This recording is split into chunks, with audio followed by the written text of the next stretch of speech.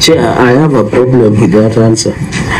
Governor, is it strategic that all your fund accountants are absent? And number two, Chair, as per the tradition, unless it has changed, Chair, can I have your attention? Yeah. As per tradition, when you are indisposed, because Parliament under Article 123 deals with evidence-based, it's an evidence-based driven engagement. Could the governor provide the doctor's report that shows that Jennifer could not attend? Because I have a problem, because the first one, Kevin was not here, Brian was not here, and now Jennifer is not here.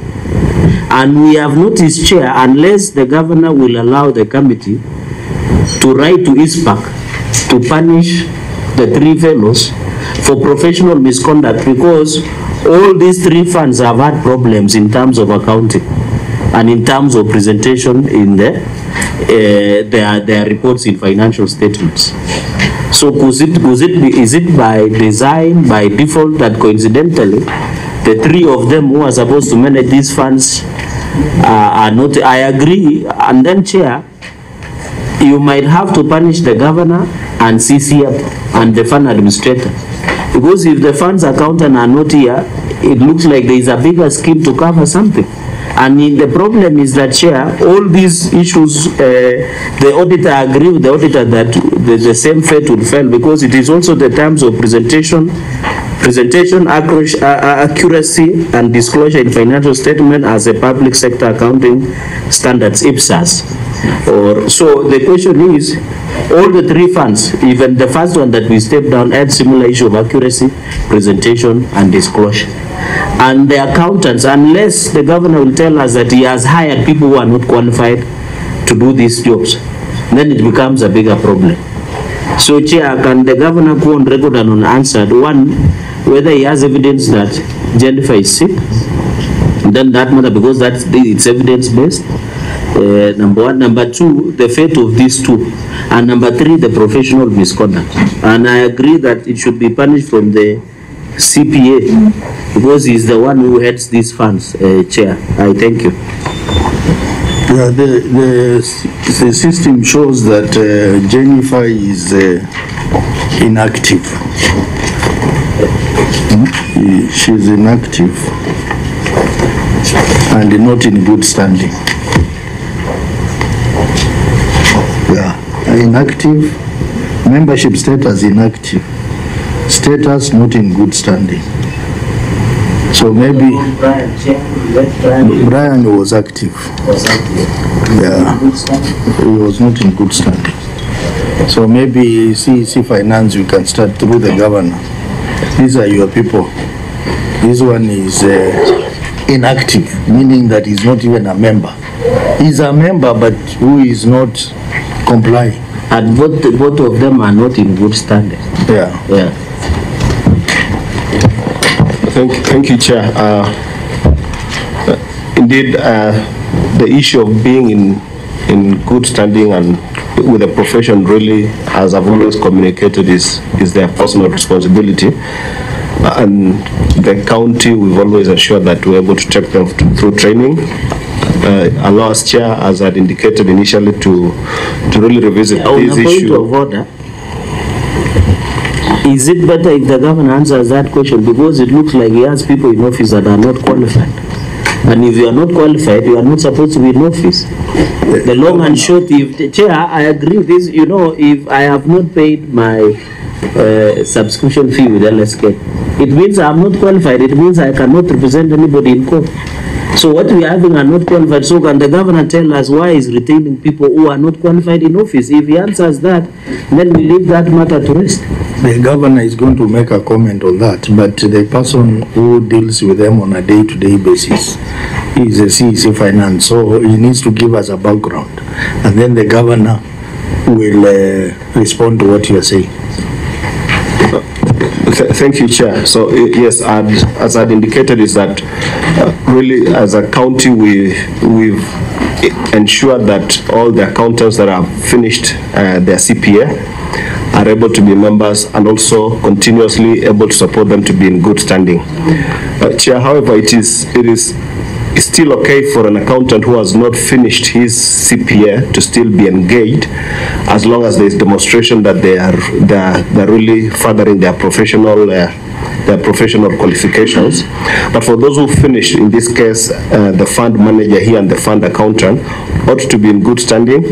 I request, Chair, through my governor, that once we regroup in Nandi, this aspect becomes something that I take it as a priority to see why, despite these opportunities, the accountants have not been able to take up many trainings that are offered by the Institute. But I know most of these issues largely relate to a few hours that have not been attended to in terms of their professional development, and it's something that we would wish to regularize within this financial year, Chair. Yes, I have a problem with that answer.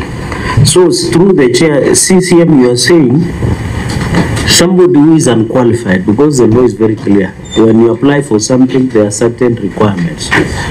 So you are telling us that accountant who is in the process of acquiring or being registered with ISPA can be engaged, if I'm getting you right. And number two, is it the business of you as the head of all these funds to ensure that these accountants are registered? Because you are just, I thought it is not even about hours. Maybe they have not paid annual subscription, or they have not done something, or they have violated their profession.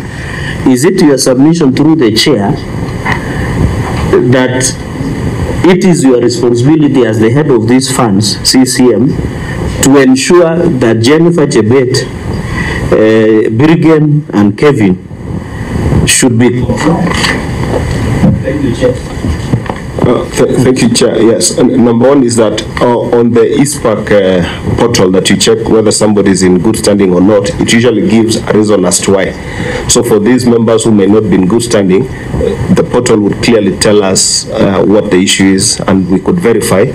Secondly is to answer Senator Cherargei, that really, generally, professional competence and to be in professionally good standing is usually a personal responsibility first, but then the responsibility for the ability for them to discharge duty should then mean that they come to the table knowing very well that they are competent professionally in good standing, and therefore, depending on what reason that makes them not be in good standing, it might be a very minor issue, maybe even a simple issue of not filing the CPD hours.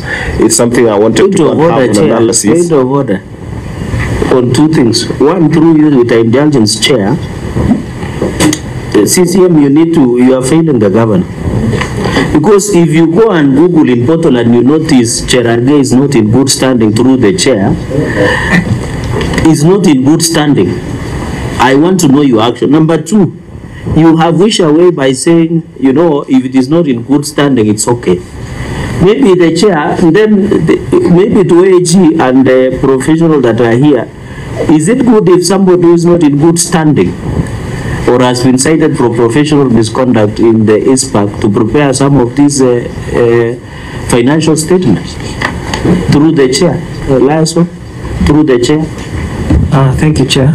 I think I wish to confirm on behalf of every professional body, the good standing is to show that this person is up to date and has been appraising themselves with the changes in the profession. So, Chair, when you have a person without that good standing, it means they might have fallen back and may not be up to date with what is changing in the profession. And maybe that explains why we have the current queries that we have in terms of the presentation of the financial statements. So that good standing requires that you are up to date with the changing professional standards. Like I indicated earlier, Chair, the Public Sector Accounting Standards Board revises the templates annually, yearly. So it is necessary that you keep updating yourself. We're also changing the accounting system, and I think we are aware that we're now moving to the accrual system of accounting. Those are some of the things that someone in good standing has acquired the knowledge and will always be able to present financial statements that meets the required standards at that particular time.